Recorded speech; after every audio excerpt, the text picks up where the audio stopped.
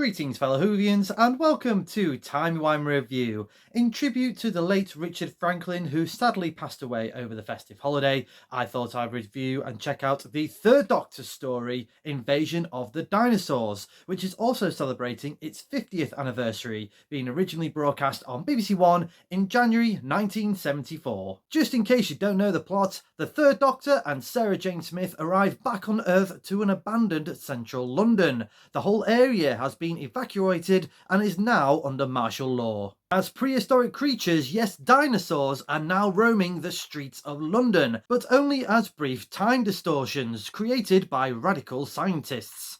What are the reasons behind this time distortions, and who else could be involved in this plot that could kill millions of people? I have to start this review off by talking about the effects. I mean, this is going to be a spoiler review of this story. There's just no way around it, so you have been warned. Let's start with the effects. And yeah, they're not the best. They're definitely at the standard of 70s Doctor Who, to be brutally honest. I don't think they're absolutely terrible, though. I think most of it they kind of got away with as a whole. The pterodactyls didn't work for me when they first arrived in the scene, attacking the third Doctor and Sarah Jane. And one point, the third Doctor taking on a pterodactyl with a mop. that didn't quite do it for me, but I thought the T-Rex and the Stegosaurus, they looked quite good. I think it's more towards the end of the story where you kind of like seeing them over and over again. You're like, yeah, less is more. Particularly the T-Rex at the cliffhanger to part 5 to part 6. It's just kind of stood there, can only move its arms. I do like the fight scene though between the T-Rex and Unit, and obviously they didn't quite match the color separation overlay where there was trying to gun down the dinosaur, and it looks like one of the Unit soldiers is just gunning down a brick wall building. I thought it was very clean, sort of roaming around dinosaurs in London, because they didn't really knock down any buildings. They did do a good sort of job of the visual effect of an abandoned London. I thought that was really good. But yeah, it's one of those that's not the worst. Definitely over ambitious, and Terrence Dicks and Barry Letts have openly admitted this. But yeah, it's not, like I say, it's not terrible. Certainly not the best. There's a lot of Doctor Who guest star alumni in this story. We've got Peter Miles as one of the scientists who has already been in Doctor Who previously, in Doctor Who and the Silurians, and will go on the following season to be probably his most iconic role in the world of Doctor Who as Nyder in Genesis of the Daleks.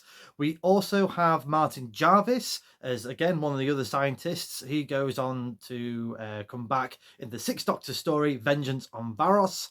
And we have John Bennett as General Finch, who was the most villainous looking person you could ever think in this story. I loved it. It was brilliant. He would go on, of course, to be in pretty much a very infamous role in the fourth Doctor story, The Talons of Weng-Chian.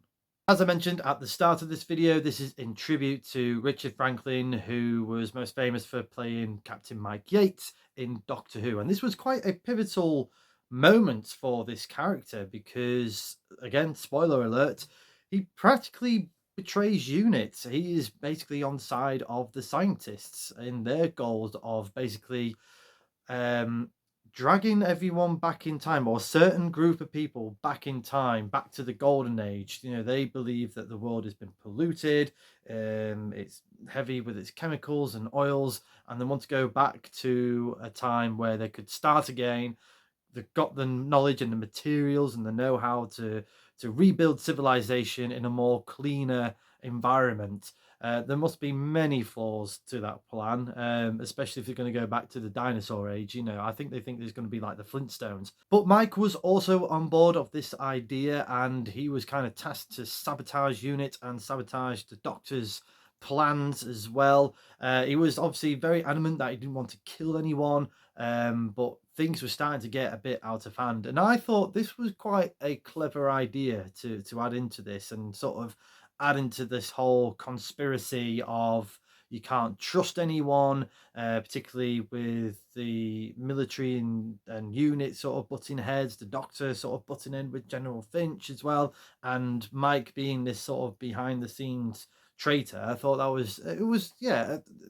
Again, on the most part, done quite well. I think they could have elaborated on it a little bit more because it kind of just comes a little bit out of nowhere and the resolution sort of falls apart with this. It just needed a little bit more. I know Mike says that, part of this golden age, it's going to be brilliant, but it would have been great if they kind of tied it in a bit more with his previous story, The Green Death, where he was kind of hypnotized, and it might have just sort of since that, if they kind of linked it in sort of like, oh, since then, and the sort of the chemical waste that had happened in this factory, I've join these group of elite scientists, kind of follow it on from there. I do think they did better in his redemption arc in Planet of the Spiders when he makes that appearance one more time.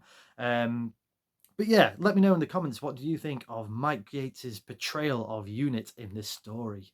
I did like the injection of humor being implanted in this story. I don't know if this was more intentional or not. I felt that they kind of pushed it a little bit more, or maybe it was just more of John Pertwee sort of just relaxing a little bit with this being his final season as the Third Doctor. There was a lot more sort of, I'd say, comical moments between him and Elizabeth Sladen, Sarah Jane Smith. Particularly like the scene where he gets arrested and he's holding up the notice board for the mugshots. I thought that was quite fun. And when he was trying to do scientific experiments, and Mike Yates and the Brigadier and Sarah Jane kept coming in and interrupting him, thought that was quite good. So yeah, I don't know if all of the comedy elements was intentional or not by the writers and the producers. But it was just a nice side to see, again, like I said, particularly with it being John Pertwee's final season as the Third Doctor. The story itself is quite an interesting story to tell. It does kind of go on with the themes that Barry Letts was very much involved with in terms of chemicals and pollution and what is happening to the planet with global warming. And I do feel it's a little bit relevant now today, especially with the evacuations and things like that. You can kind of see like the where the conspiracy theories are coming in. If you sort of imagine this type of scenario against the recent pandemic that we've had, you can see a lot of people with tin hats sort of linking it all together and going, oh, I told you. So yeah, I felt that was quite relevant and again, an interesting story to tell. I do feel that it kind of got a bit bog heavy on part 5. I think that's where the wheels started to come off a little bit because we had this side plot of Sarah Jane Smith thinking that she's been taken away from Earth, and these group of people that think they're in this big giant spaceship and they're going to land back on Earth, back to the golden age of the human race. But in reality, they're basically stuck in this box whilst the scientists do their time experiments and then think they've gone back in time. And then they think, oh yeah, we're back in, all this kind of thing. We're on a new planet. Which is really, really weird. But you can see where all this manipulation can easily affect, people looking for answers all the time. You can see how this all happens. And again, it was something that they should have elaborated on a little bit more in this story. It was briefly mentioned. One of the characters like, I spent all my money and my belief in you, and you've told me an absolute hell of a lie. It's all that kind of thing. So yeah, I thought that was really interesting story to tell. But like I say, I think it got a little bit too boggy. I think it got just a bit too much story to tell. So maybe like this, the spaceship stuff was a bit too long.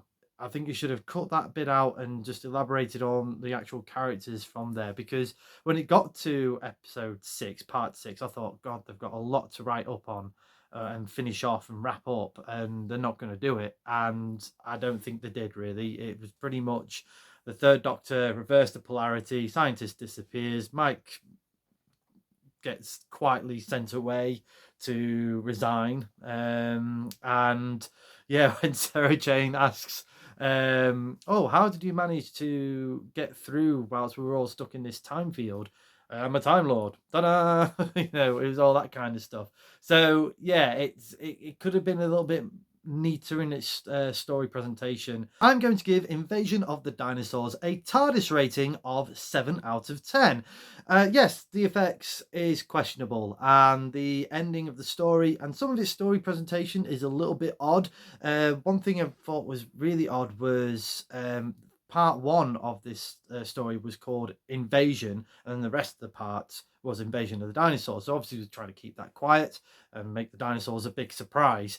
But one, I kind of feel like this would have been heavily publicized on Radio Times or on TV or radio or something like that. And two, they kind of just dropped the dinosaurs right in the middle of this episode. So it kind of you kind of lose that surprise factor, I think. You know, it would have been better served as a cliffhanger, but it was kind of just dragged into it and just appeared really.